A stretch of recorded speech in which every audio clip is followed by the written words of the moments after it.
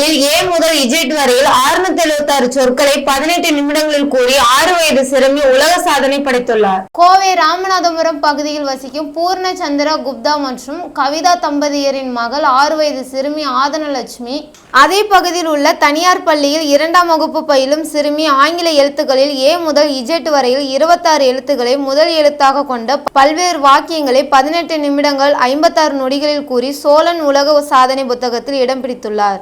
ஆங்கில எழுத்துக்களின் 26 எழுத்துக்களில் முதல் சொல்லாக பயன்படுத்தி பறவைகள், மருத்துவ தாவரங்கள், பூக்கள், நிறங்கள், காய்கறிகள், விலங்குகள், இந்தியாவின் முக்கிய நகரங்கள் என 26 விதமான 676 படங்களை திரையில் காண்பிக்கும் போது தொடர்ந்து அவற்றை 18 நிமிடங்கள் 56 வினாடிகளில் கூறி அசத்தினார். 6 வயது சிறுமியின் இந்த அரிய திறமையை கண்ட சக மாணவர்கள் மற்றும் பெற்றோர்கள் சிறுமி ஆதனலட்சுமிக்கு கைகளை தட்டி உற்சாகப்படுத்தினார். தொடர்ந்து சிறுமியின் சாதனை சோழன் உலக சாதனை புத்தகத்தில் இடம் பிடித்த நிலையில் அவருக்கு புத்தகத்தின் நிறுவனர் நிமிலன் நீலமேகம் மற்றும் தலைவர் பாலமுரளி கிருஷ்ணன் ஆகியோர் சான்றிதழ் மற்றும் பதக்கங்கள் வழங்கி கௌரவித்தனர். வணக்கம், என்னுடைய பேர் முனைவர் நீலமேகம் நிமலன். சோழன் உலக சாதனை புத்தக நிறுவனத்துடைய நிறுவனர் மற்றும் முதன்மை ஆசிரியர்.